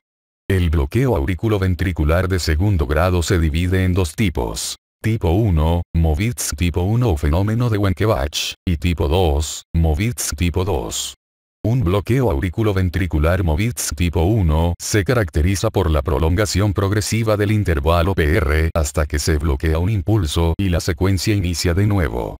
A menudo ocurre en personas con infarto de miocardio de la pared inferior, sobre todo con infarto ventricular derecho concurrente. Este trastorno casi siempre se acompaña de una frecuencia ventricular adecuada y rara vez causa síntomas. Por lo general, es transitorio y no requiere control temporal de la frecuencia. En el bloqueo auriculoventricular MOVITS tipo 2, existe bloqueo intermitente de los impulsos auriculares, con intervalo PR constante, figura 33, 13. A menudo acompaña al infarto de miocardio de la pared inferior y puede ameritar control temporal o permanente de la frecuencia. Este trastorno conlleva una elevada tasa de mortalidad. Además, se relaciona con otros tipos de cardiopatía orgánica y muchas veces evoluciona al bloqueo cardíaco completo. Bloqueo auriculoventricular de tercer grado. El bloqueo auriculoventricular de tercer grado, o completo, ocurre cuando se pierde el vínculo de la conducción entre las aurículas y los ventrículos, lo que hace que las despolarizaciones auriculares y ventriculares estén controladas por distintos marcapasos, figura 33, 13. El marcapasos auricular puede ser sinusal o ectópico. El ventricular casi siempre se localiza justo debajo de la región del bloqueo. Por lo general, las aurículas conservan una frecuencia normal de latidos y los ventrículos desarrollan su propia frecuencia, que suele ser baja, 30 a 40 latidos por minuto. Las frecuencias auricular y ventricular son regulares, pero están disociadas. El bloqueo auriculoventricular de tercer grado puede ser resultado de una interrupción en el nodo auriculoventricular, en el haz de His o en el sistema de Purkinje. Los bloqueos de tercer grado en el nodo auriculoventricular casi siempre son congénitos, mientras que los situados en el sistema de Purkinje suelen ser adquiridos. Por lo general, cuando el bloqueo es proximal a las DIs, los complejos QRS son normales, con frecuencias de 40 a 60 latidos por minuto. El bloqueo cardíaco completo reduce el gasto cardíaco, con posibilidad de episodios de síncope, desmayo, conocidos como ataque de Stokes-Adams. Otras manifestaciones incluyen mareo, fatiga, intolerancia al ejercicio o episodios de insuficiencia cardíaca aguda. La mayoría de las personas con bloqueo cardíaco completo requieren un marcapasos permanente. Tipos hereditarios de arritmias. Por lo general, las arritmias ocurren en presencia de enfermedad cardíaca, trastornos electrolíticos u otras alteraciones demostrables.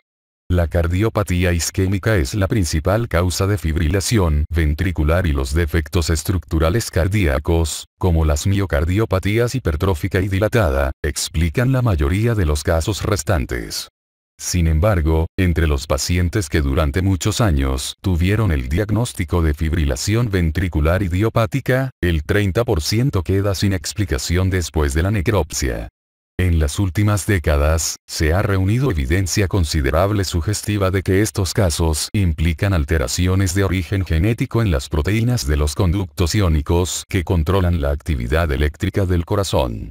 Al menos 9 genes se han vinculado con miocardiopatías arritmógenas y se espera que se identifiquen más y se relacionen con la muerte súbita en personas que tenían un corazón en apariencia sano. Entre los trastornos arritmogénicos hereditarios están el síndrome de QT largo congénito, el síndrome de QT corto, el síndrome de Brugada y la taquicardia ventricular polimórfica catecolaminérgica. Síndrome de QT largo congénito. El síndrome de QT largo congénito es una enfermedad arritmogénica hereditaria caracterizada por arritmias ventriculares que ponen en peligro la vida. Se han identificado cientos de mutaciones génicas en los 3 genes mayores y los 9 menores susceptibles para el síndrome de QT largo. El rasgo electrocardiográfico del síndrome de QT largo consiste en un intervalo QT prolongado, morfología anómala de la onda T y una taquicardia ventricular polimórfica característica, taquicardia helicoidal. Por lo general, los síntomas aparecen en los primeros 20 años de vida, incluso en el periodo neonatal, en el que puede diagnosticarse de manera errónea como muerte súbita infantil. La gravedad de las manifestaciones clínicas del síndrome de QT largo varía, desde la enfermedad manifiesta con prolongación marcada del intervalo QT y síncope recurrente, hasta las formas subclínicas con prolongación limítrofe del intervalo QT, sin arritmias ni episodios de síncope. Las formas hereditarias del síndrome de QT largo casi siempre se consideran dependientes de la adrenalina porque casi siempre se desencadenan con el aumento en la actividad del sistema nervioso simpático. Según el gen afectado, a menudo son efectivos el tratamiento a largo plazo con bloqueadores del receptor beta-adrenérgico, el control permanente de la frecuencia o la desnervación simpática cardíaca izquierda. Se recomienda la colocación de un cardioversor desfibrilador implantable en personas con síncope recurrente, arritmias ventriculares sostenidas o paro cardíaco súbito a pesar del tratamiento. Síndrome de QT corto. El síndrome de QT corto se describió por primera vez en 2000 y se caracteriza por un intervalo QT menor de 320 ms. Todavía hay pocos datos sobre este síndrome. Sin embargo, según la investigación realizada, la mayoría de las personas con este trastorno permanece asintomática y cerca del 25% tiene antecedentes de síncope. Se han descubierto 5 genes susceptibles para el síndrome de QT corto, pero aún no se aclaran las relaciones. Síndrome de Brugada. Descrito por primera vez en 1992, el síndrome de Brugada es un trastorno autosómico dominante caracterizado por elevación del segmento ST en las derivaciones precordiales B1 a B3, bloqueo de rama derecha y susceptibilidad a la taquicardia ventricular. Hasta ahora, se relaciona con un solo gen que codifica el conducto cardíaco para sodio. El trastorno casi siempre se manifiesta en el adulto con penetrancia muy incompleta y un alto porcentaje de portadores de la mutación permanece asintomático. Los incidentes cardíacos ocurren, por lo general, durante el sueño o el reposo.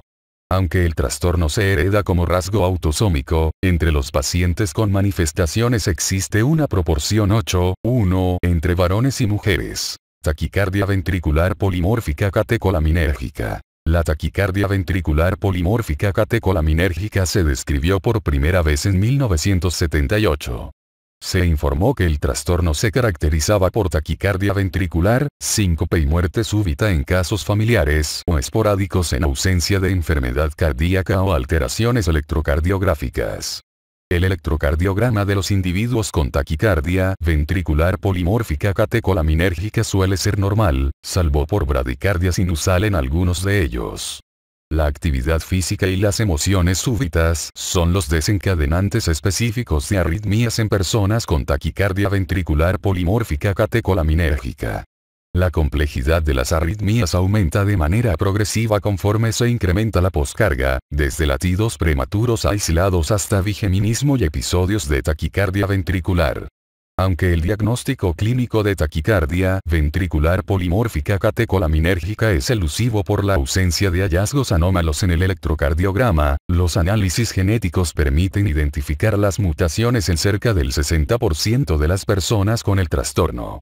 Esto es muy importante porque sin tratamiento, este síndrome es maligno, aunque el pronóstico mejora mucho una vez que el problema se identifica de manera correcta y se implementa el tratamiento.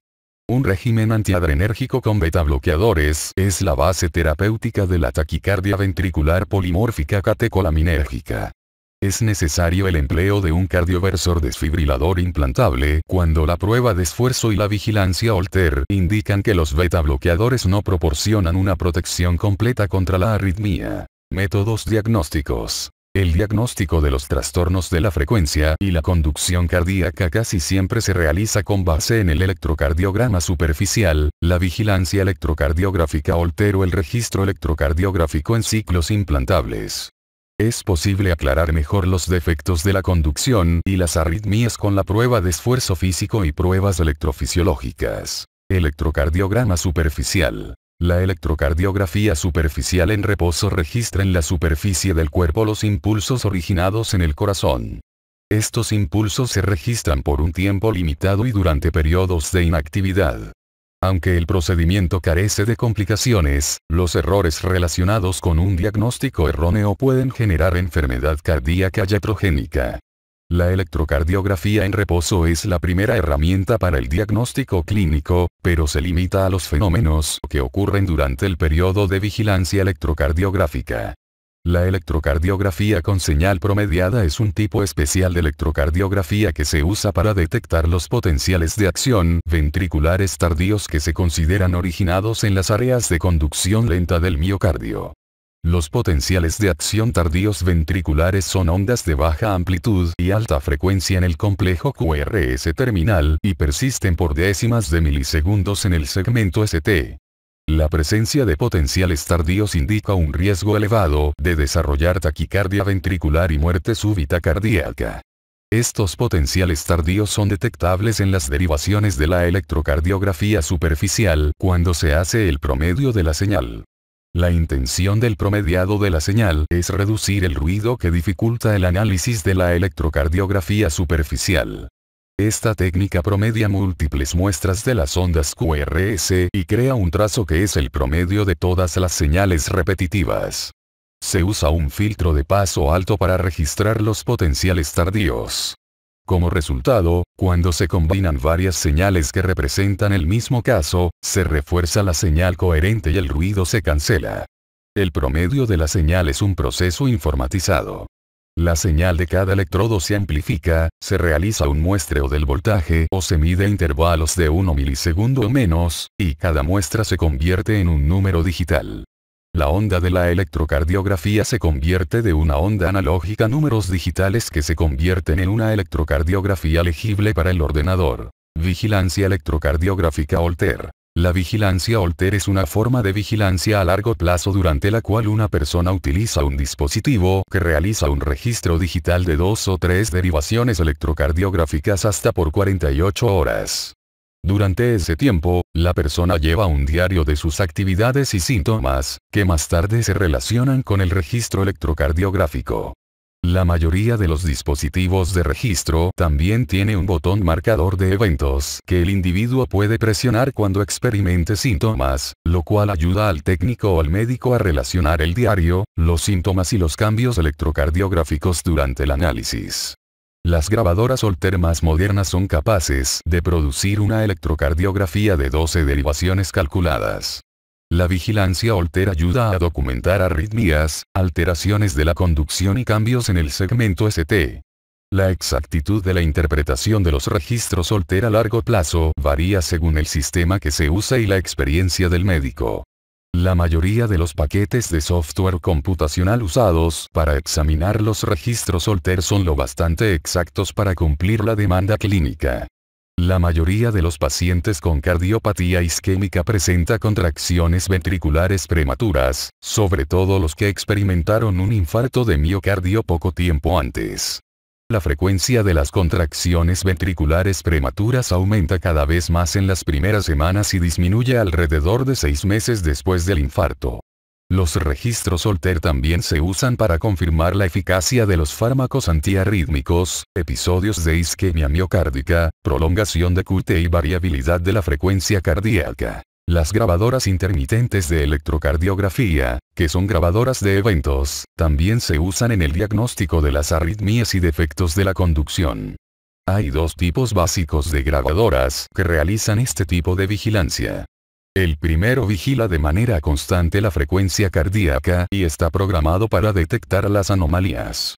El segundo tipo de unidad no vigila la electrocardiografía de manera continua, por lo que no puede detectar las alteraciones de manera automática.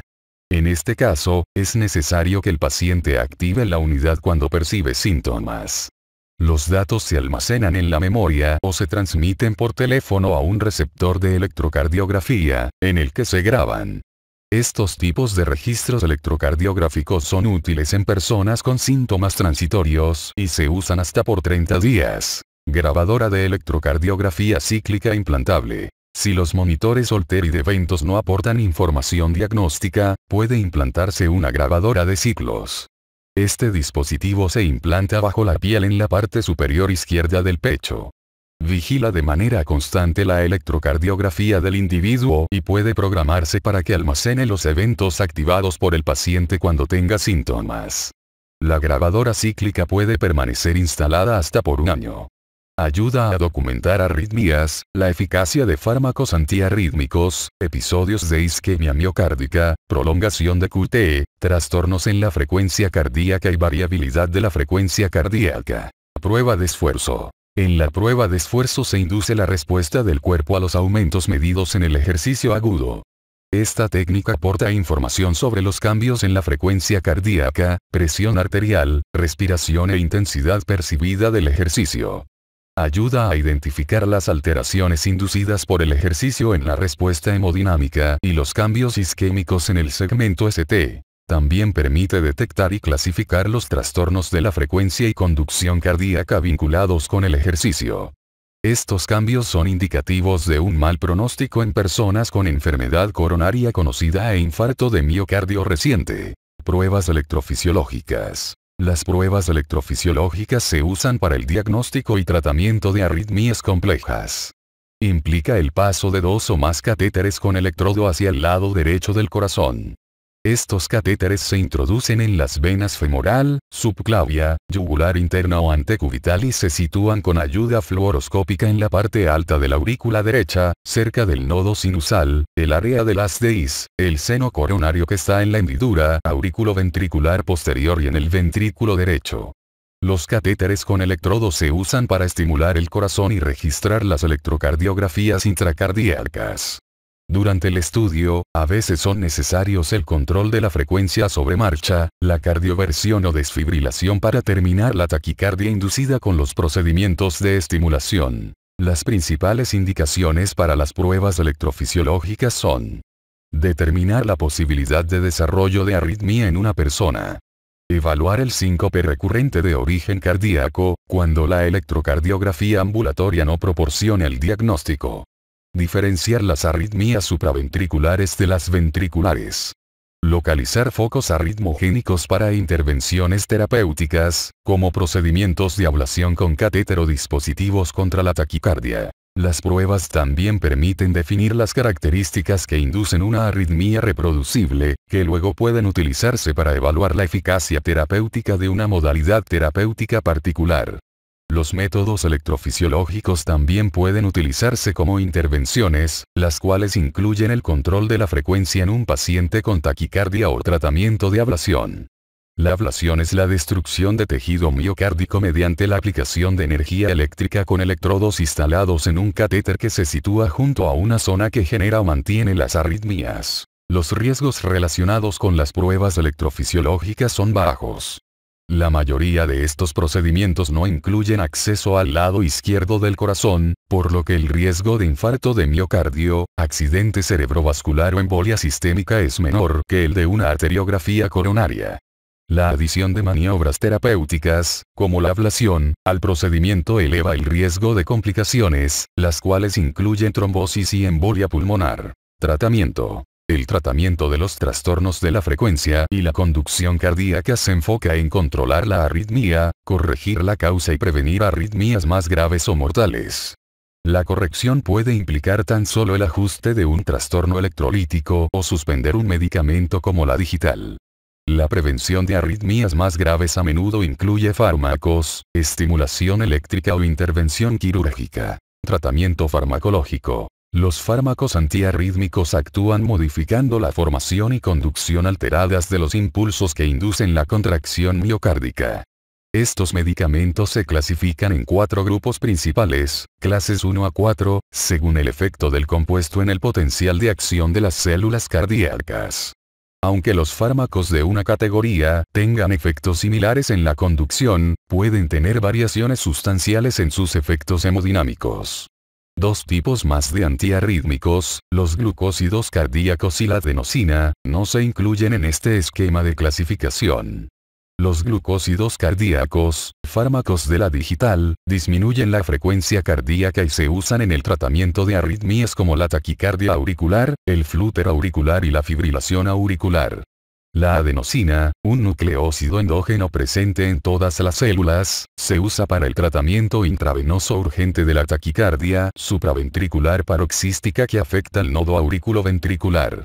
Interrumpe la conducción del nodo auriculoventricular y reduce la frecuencia de descargas del nodo sinoauricular. Fármacos clase 1. Los medicamentos clase 1 actúan mediante el bloqueo de los conductos rápidos de sodio.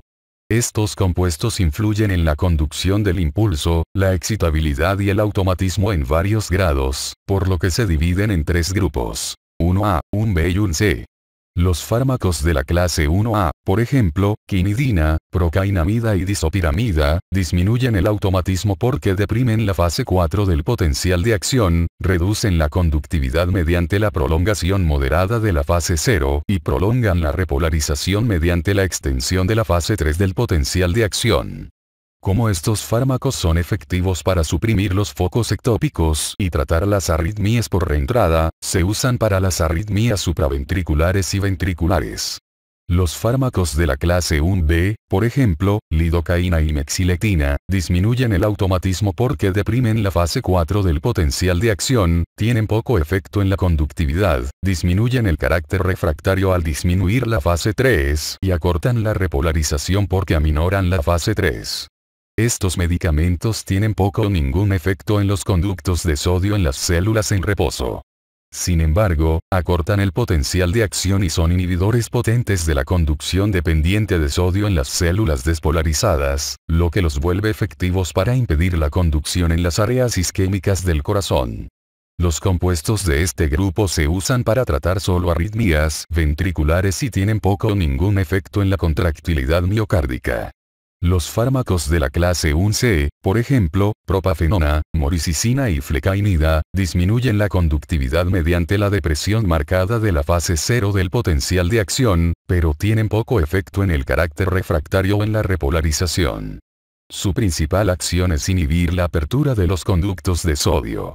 Los medicamentos de esta clase se usan para las arritmias ventriculares y las taquicardias ventriculares que ponen en peligro la vida. Fármacos clase 2. Los fármacos clase 2, por ejemplo, propranolol, metoprolol, atenolol, timolol y sotalol, son bloqueadores beta-adrenérgicos que actúan al amortiguar el efecto del estímulo nervioso simpático en el corazón, inhibiendo la apertura de los conductos de calcio.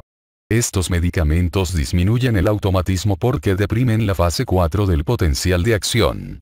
También aminoran la frecuencia cardíaca y la contractilidad cardíaca. Son efectivos en el tratamiento de las arritmias supraventriculares y las taquiarritmias porque contrarrestan la acción arritmogénica de las catecolaminas.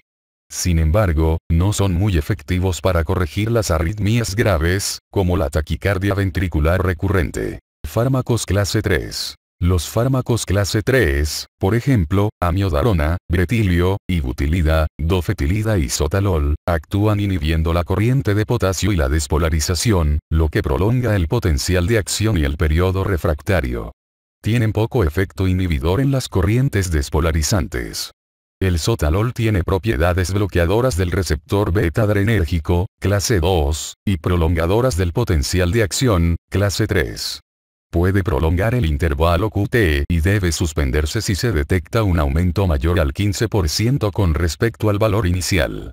El sotalol se utiliza para tratar la fibrilación auricular y la taquicardia ventricular relacionada con un infarto de miocardio antiguo. La amiodarona no solo puede prolongar el intervalo QT, también tiene otros efectos colaterales extracardíacos, como toxicidad tiroidea, hepática y pulmonar. Es necesario vigilar la aparición de estos efectos tóxicos de manera regular y tomarlos en cuenta cuando se decida iniciar el tratamiento para la fibrilación auricular y las arritmias ventriculares. La dofetilida se usa en el tratamiento de la fibrilación auricular y el flúter auricular, así como para prevenir las recurrencias y para controlar la frecuencia cardíaca. A diferencia de la amiodarona, no tiene efectos tóxicos, pero prolonga el intervalo QT.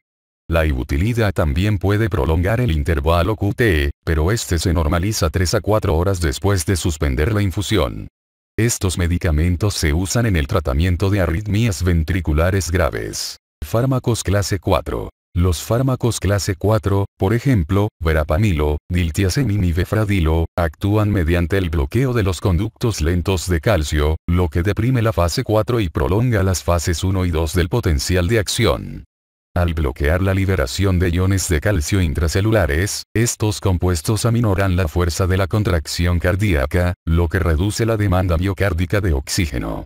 Se usan para enlentecer el marcapasos nodal sino auricular e inhibir la conducción en el nodo auriculoventricular, lo que retrasa la respuesta ventricular en las taquicardias auriculares, y también terminan las taquicardias supraventriculares paroxísticas por reentrada cuando el nodo auriculoventricular actúa como la vía de reentrada. Intervenciones eléctricas. La corrección de los defectos de conducción, bradicardias y taquicardias puede requerir el uso de un marcapasos, cardioversión o desfibrilación.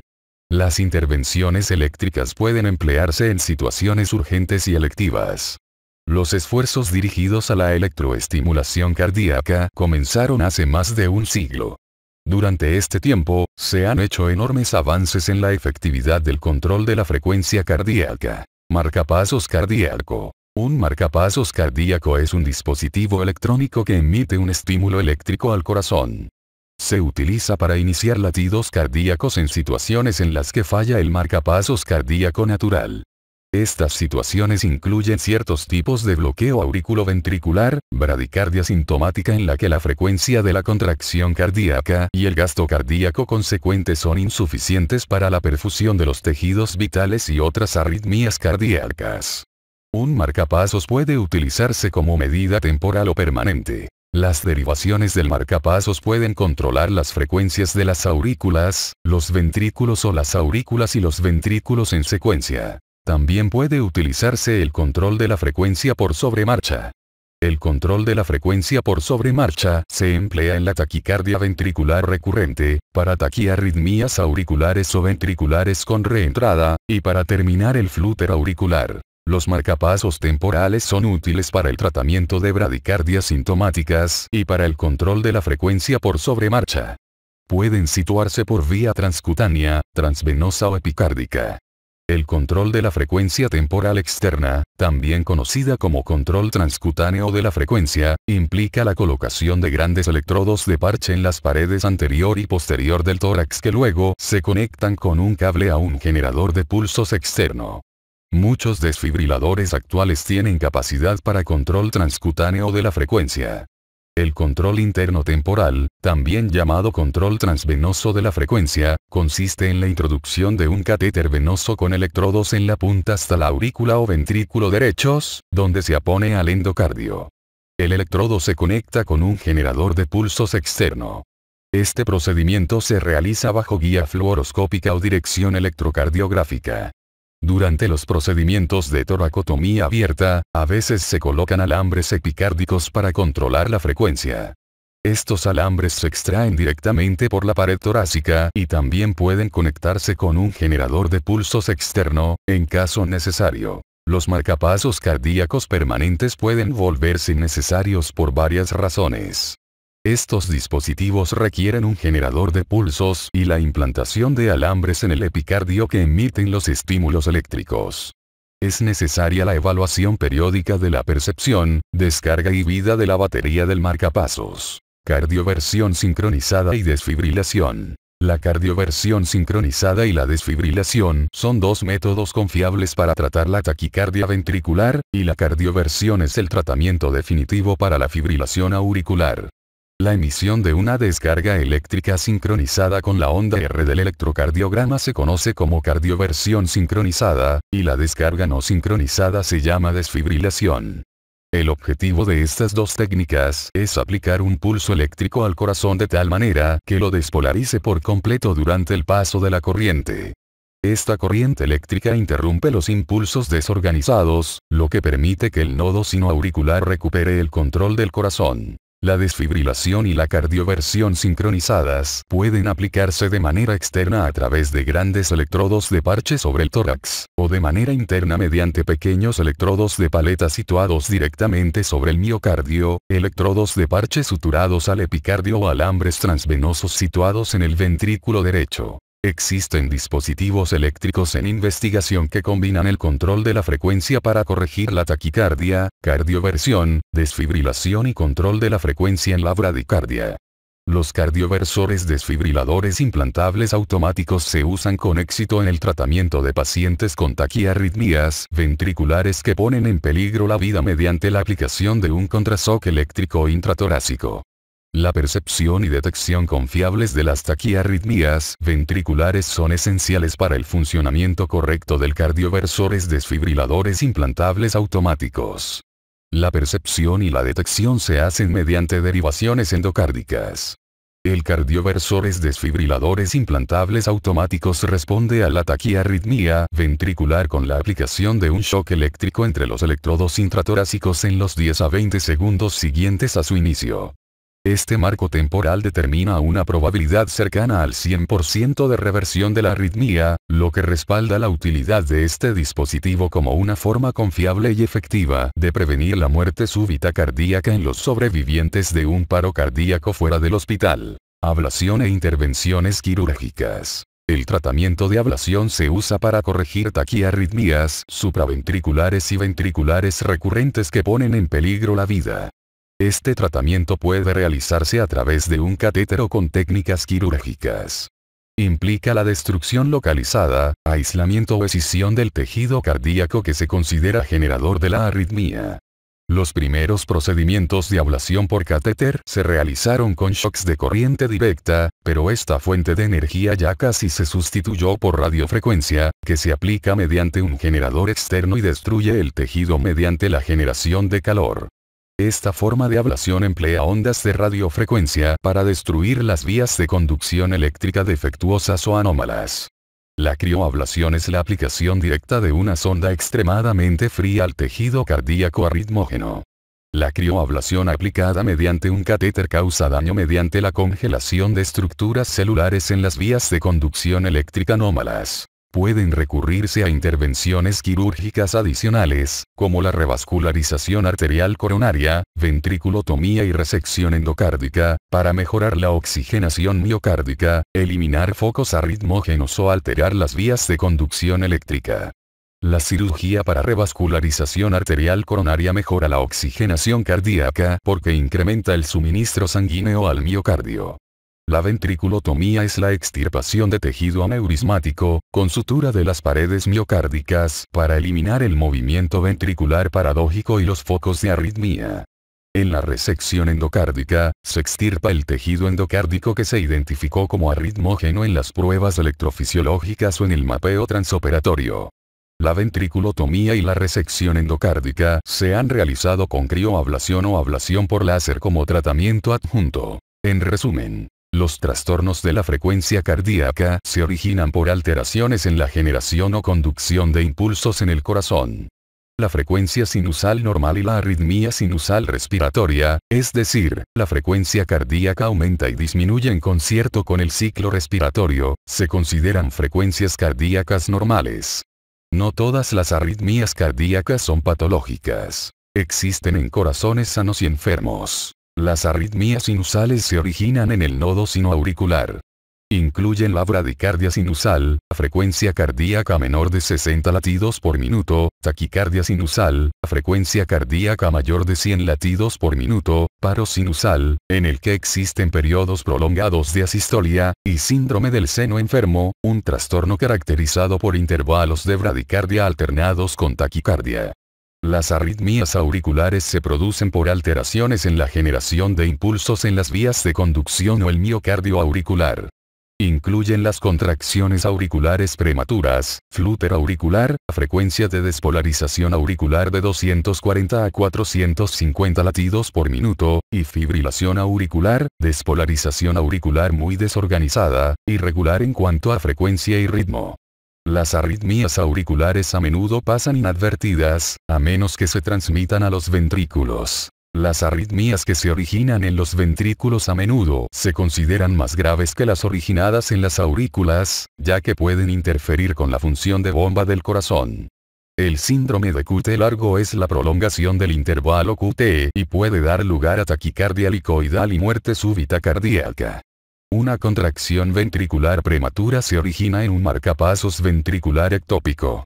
La taquicardia ventricular se caracteriza por una frecuencia ventricular de 70 a 250 latidos por minuto.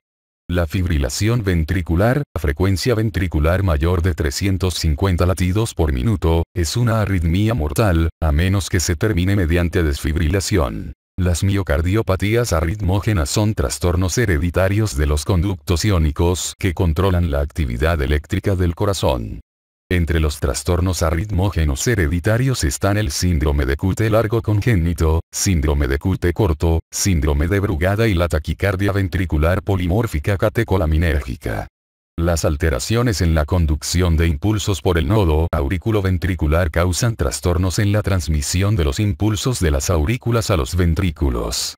Puede haber un retraso en la transmisión, bloqueo de primer grado, falta de conducción de uno o más impulsos, bloqueo de segundo grado, o falta completa de conducción de impulsos entre las aurículas y los ventrículos, bloqueo cardíaco de tercer grado. Los trastornos de la conducción en el haz de His y el sistema de Purkinje, llamados bloqueos de rama, causan ensanchamiento y cambios en la configuración del complejo QRS en el electrocardiograma. El diagnóstico de los trastornos de la frecuencia y la conducción cardíacas casi siempre se hace mediante el electrocardiograma superficial y las pruebas electrofisiológicas. Pueden emplearse electrodos superficiales para obtener un electrocardiograma de 12 derivaciones. Estudios electrocardiográficos con señal promediada en los que se promedian múltiples muestras de ondas QRS para detectar potenciales de acción tardíos ventriculares. Vigilancia Holter, que registra el electrocardiograma de manera continua hasta por 48 horas. Y registro cíclico, con registro constante hasta por un año.